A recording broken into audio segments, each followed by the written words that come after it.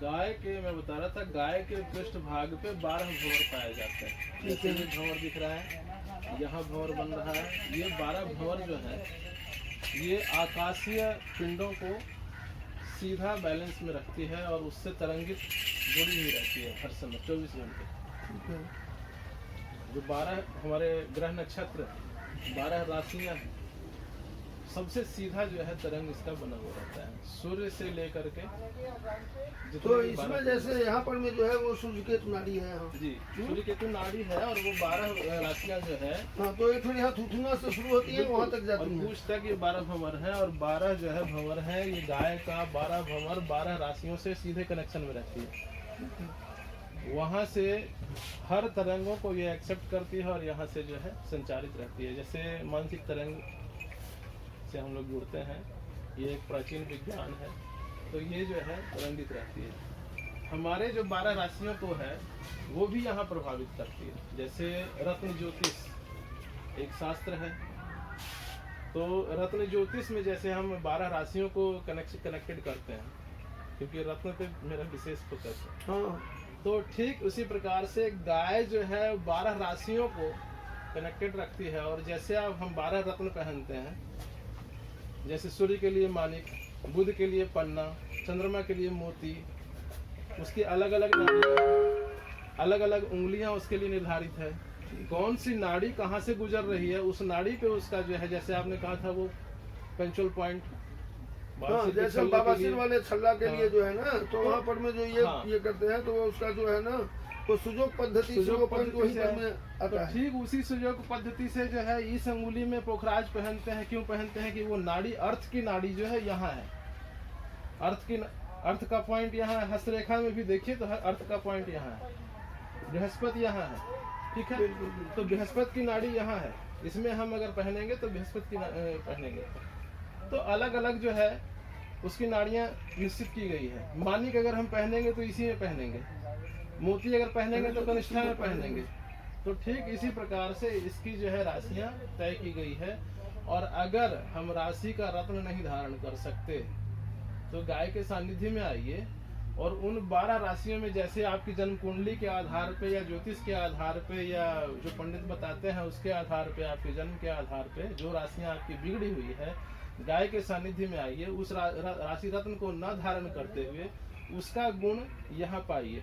आप यहाँ से हाथ सहलाएंगे और वो जो है पूरे 12 राशियों को आप उसको टच करते हुए पूरे 12 राशियों को आप तृप्ति दे रहे हैं, सांत्वना दे रहे हैं, और पूरी 12 राशियां आपसे प्रसन्न होगी और आपको जो है उसका पॉजिटिव। जैसे कि हम क्या करते हैं कि नवग्रह के लिए हम जो है ना उसको कहते हैं नवग्रह लॉकेट जी, उसमें 9 ग्रह का जो है वो बैलेंस ये होता है। बिल्कुल बिल्कुल। तो उसी तरह हम जब गौ माता की सेवा करते हैं, बिल्कुल। और मैं वर्मा जी बीच में 1 मिनट इस चीज का लूंगा कि सारे लोग अभी जो हम ये पंचगव्य चिकित्सा पर ये कर रहे हैं जी, तो व्यक्तिगत रूप से मेरा कहना है जो पंचगव्य चिकित्सा के जो 5 घटक मुख्य हैं जी, वो तो है ही, लेकिन उन घटकों से ऊपर एक चीज जो है वो है गो स्नेह, जिसको हम अंग्रेजी में कह सकते हैं काउ ब्लेसिंग जी। कि जब तक गौ माता के सानिध्य और स्नेह नहीं होता है तो तब तक जो है हमें कोई भी औषधि, चाहे हम एक डॉक्टर हैं, चिकित्सक हैं, और अगर मैं गौ माता के प्रति हमारा जो है समर्पण और वो चीज नहीं है, उनका स्नेह मुझे ब्लेसिंग नहीं है, तो मेरी औषधि किसी को काम नहीं करेगी। या अगर हम रोगी ही हैं तो अगर हम ये करेंगे ये गाय का पेशाब है, ये गोबर है, तो उसके प्रति जब होगी तो, क्योंकि जो पूरे वैज्ञानिक रूप से सारी दुनिया आज के डेट में इस चीज को मानती है कि ये जितने रोग हैं उसमें 75 से 80% जो रोग है वो साइकोसोमेटिक है। और दूसरी चीज इसके बाद में जो है सप्तगव्य का पहला चीज है काउ ब्लेसिंग, गो स्नेह, और जो दूसरा चीज है वो है गो पीयूष, जिसको आमतौर पर खीस कहते हैं, अंग्रेजी में उसको कहते हैं काउ कोलेस्ट्रोम। अभी तक ज्ञात जितने इम्यूनिटी बूस्टर की बात है उसमें उससे बड़ा एंटीबायोटिक्स और इम्यूनिटी बूस्टर गो पीयूष से बढ़िया है ही नहीं। और वो भी जब हम जो हमारी जो देसी गोवंश है, गौर करिए ना, कोई भी किसी विदेशी में अभी जरा सा कुछ इधर होता है तो जर्सी ऑस्ट्रेलियन जो है बीमार पड़ जाती है, इतनी नाजुक है। लेकिन हमारे जितने गोवंश है अलग अलग क्षेत्रों में अलग अलग रहने वाले, वो सब अपने आप में उनकी जो इसको कहते हैं मेंटेनेंस शून्य है। इसके आगे देखिए, अब जो मैं बता रहा था ज्योतिष के बारे में, ज्योतिष शास्त्र हस्तरेखा देखती है। पामिस्ट लोग जो है हमारी रेखाओं को देखते हैं और हमारी भविष्यवाणी भविष्य के लिए बताते हैं। हस्त रेखाओं को बदलने का सामर्थ्य अगर धरती पर किसी को है, वैसे तो कहते हैं कि किसी को ब्रह्मांड में है ही नहीं, जो ब्रह्मा ने लिख दिया वो अकाट्य है, लेकिन इस धरती पर ब्रह्मा ने एक ऐसी व्यवस्था बनाई है कि आपके हाथ की रेखाएं बदल सकती है। आप अपने हाथ में सुबह ब्रह्म मुहूर्त में गुड़ का लेप करें, गीले गुड़ का लेप करें और गाय को चटाएं। आपकी हस्त हम 100 गाय के पास जाएंगे, एक अभागा व्यक्ति ऐसा होता है जिसकी 100 गाय में से कोई एक भी गुड़ चाटना पसंद नहीं करती। गुड़ चाटना सब पसंद करती है, लेकिन उसके रेखाओं के साथ चाटना पसंद नहीं करती है।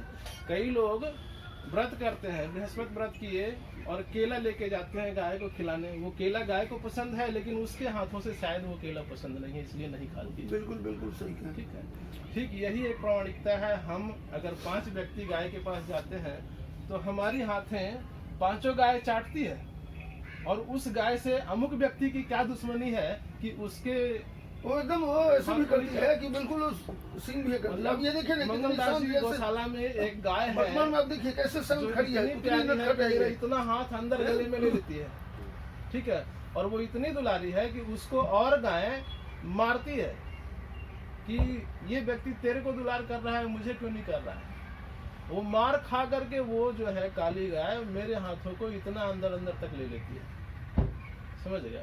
तो ये अपना आपके नेचर के ऊपर डिपेंड करता है। और देखा ये गया है कि गुड़ लेपित जो हाथ है, आपकी हथेली है, उसको ब्रह्म मुहूर्त में अगर गाय को चटवाते हैं और गाय स्वेच्छा से चाटती है, जबरन नहीं कर सकते आप, स्वेच्छा से चाटती है, तो ये 40-45 दिन की प्रक्रिया आप करके देखें, आपकी हस्तरेखाएं बदल जाएगी।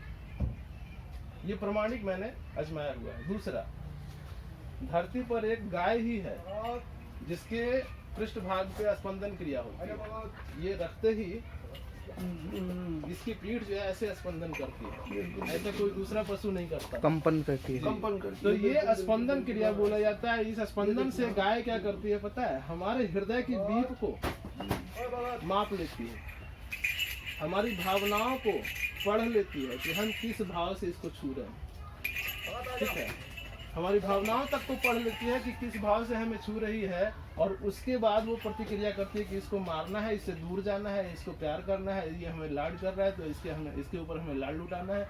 तो वो अपने स्पंदन से आपकी भावनाओं तक को पढ़ लेती है किस भाव से आप उसको छू रहे हैं। तो ये सारा गाय का विज्ञान है। ऋषियों ने इतना शोध गाय के ऊपर करने के बाद भी यह स्पष्ट लिख दिया कि सैकड़ों वर्षों के शोध के बाद भी हम गाय को पूर्ण रूप से नहीं पहचान पाए, नहीं समझ पाए। तो फिर समझ ही सकते हैं कि हम उसमें से एक शायद बूंद भी है या नहीं, कह नहीं सकते।